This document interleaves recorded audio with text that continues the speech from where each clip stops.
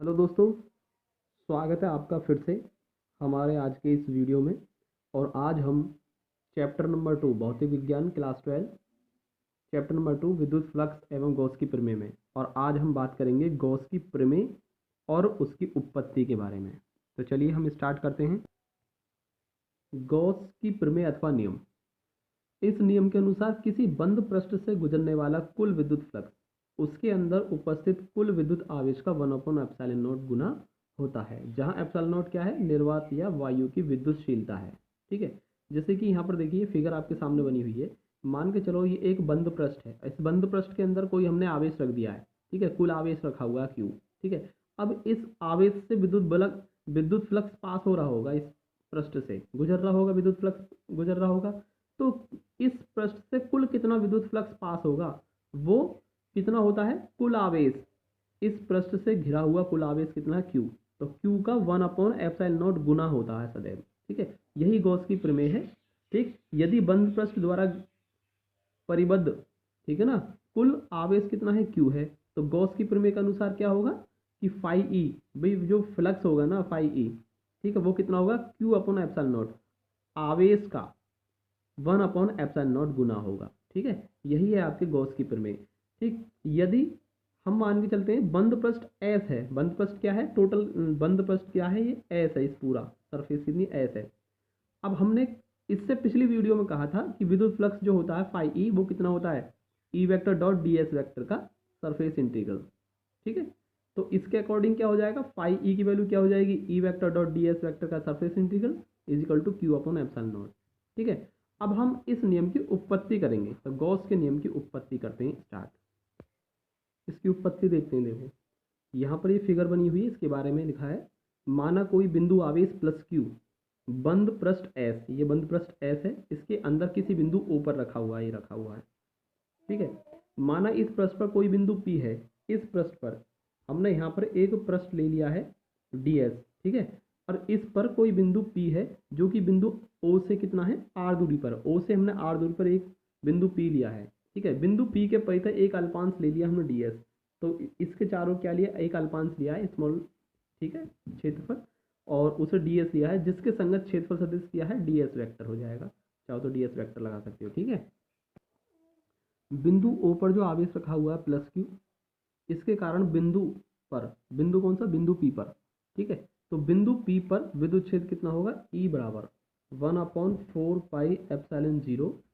ठीक, कितना होता है, और Q बाई R दूरी पर है तो Q/r² होगा। और ये किसका होगा, OP के अनुदिश होगा, OP के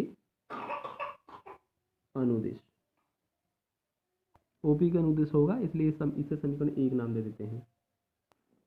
विद्युत क्षेत्र E तथा क्षेत्रफल सदिश DS के साथ थीटा कोण निर्मित करता है। ठीक है, अगर हमने यहाँ माना था ना, हमने यहाँ पर कितना मान रखा है, थीटा कोण बनाता है। ठीक है, तो जब थीटा कोण बनाता है तो DS से गुजरने वाला विद्युत फ्लक्स जो होता है वो बता रखा है आपको फॉर्मूला, डी फाई ई होता है, ई vector dot d S vector, और जब वेक्टर हटाएंगे तो E D S cos theta हो जाएगा। ठीक है, अब समीकरण 1 ले लेते हैं हम। समीकरण 1 से डी फाई ई का मान कितना होगा, यहाँ से 1/4πε0 Q/r²। ठीक है, और डी एस कॉस थीटा हो जाएगा। भाई इसकी जगह ई वेक्टर की जगह पर, यानी ई है ना, ये ई की जगह पर 1/4πε0 Q/r² लिख दिया, और डी एस कॉस थीटा ये रहा आपका। ठीक, अब यहाँ से एक काम करेंगे, Q/4πε0 ये हमने एक साथ ले लिया, तो D S cos theta by r² हमने अलग कर दिया और समीकरण नंबर 2 मान लिया इसे। अल्पांश क्षेत्रफल ds द्वारा ऊपर आंतरिक कोण डी ओमेगा है। यहाँ फिगर में आपको दिखाया है कि इस ds द्वारा जो ऊपर जो घन कोण बन रहा है वो कितना है, डी ओमेगा है। ठीक है, तो ये जो हो जाएगा यहाँ से, ये होता है ds cos theta by r², ये डी ओमेगा के इक्वल होता है, घन कोण डी ओमेगा, इसका मान कितना होता है, ds cos theta by r² होता है। तो क्यों ना हम इसमें समीकरण 2 में ds cos theta by r² को हटाकर डी ओमेगा लिख देंगे। ठीक है, हमें तो संपूर्ण पृष्ठ S से गुजरने वाला विद्युत फ्लक्स चाहिए। भाई वो तो हमने DS जो माना था, एक छोटा सा क्षेत्रफल माना था उसका, लेकिन हमें तो पूरे पृष्ठ S से गुजरने वाला विद्युत फ्लक्स चाहिए ना हमें तो इसलिए हम संपूर्ण पृष्ठ S से गुजरने वाला विद्युत फ्लक्स कितना होगा, फाई ई टोटल, जो कि कितना होगा, डी फाई ई जो आपने निकाला है इसका क्या कर दें, इंटीग्रेशन कर दें, सरफेस इंटीग्रल कर देंगे आप। ठीक है, यही तो होता है surface integral d phi E. ठीक है ना, तो सरफेस इंटीग्रल किया हमने डी फाई ई, और डी फाई ई की वैल्यू Q/4πε0 डी ओमेगा यहाँ से लिख दिया है। और दोस्तों ये जो q अपन 4πε0 है ये क्या है, कांस्टेंट टर्म है, इसलिए इसको बाहर कर देंगे तो सरफेस इंटीग्रल डी ओमेगा हो गया।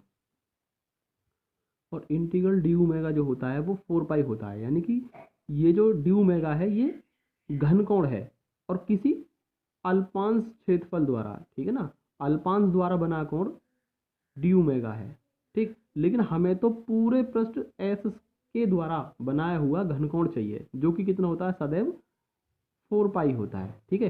तो यहाँ पे लिखा है इंटीग्रल डी ओमेगा, यानी ये तो है डी ओमेगा, स्मॉल एलिमेंट जो बना था हमने डी एस, उसके द्वारा बिंदुओं पर बना घनकोण। लेकिन हमें तो पूरा सरफेस जो एस था हमारा यहाँ पर फिगर में, पूरे सरफेस एस द्वारा बना हुआ अगर घनकोण चाहिए बिंदु ऊपर, तो वो सदैव 4 होता है, ठीक है, ये फिक्स होता है। तो इसलिए इंटीग्रल डी ओमेगा को हम 4 लिख सकते हैं। तो यहाँ पर इंटीग्रल डी ओमेगा हटाकर 4 लिखा, 4 से कैंसिल आउट हो गया, तो यहाँ से क्यू और नीचे एप्सिलॉन नॉट, तो यही जो बचेगा आपका फाई ई की value Q upon epsilon not होगा। और यही क्या है दोस्तों, यही गॉस की प्रमेय है, गॉस की प्रमेय है। तो ऊपर जो गॉस ने जो बात की थी वो इसी की थी, ठीक है, pi E equal to Q upon epsilon nought, यही आपको लाना था यहाँ पर, देख लीजिए, ठीक है। तो कहने का मतलब क्या हुआ कि यदि किसी बंद पृष्ठ के अंदर कोई आवेश क्यू रखा है, ठीक है, तो उस बंद पृष्ठ से होकर कुल पृष्ठ द्वारा, ठीक है, कुल पृष्ठ से होकर गुजरने वाला जो फ्लक्स होगा फाई ई, ठीक है, उसका मान जो कितना होता है, टोटल आवेश Q का 1/ε0 गुना होता है। यही गॉस की प्रमेय होती है, ठीक है, और जो कि हमने यहाँ पर डेरिवेशन से भी हमने निकाल दिया, ठीक है, इसका पूरा डेरिवेशन हो गया दोस्तों। तो आज की वीडियो में हम बस इतना ही करेंगे और इससे संबंधित कुछ अनुप्रयोग हैं गॉस की प्रमेय के, वो हम नेक्स्ट वीडियो में डिस्कस करने वाले हैं।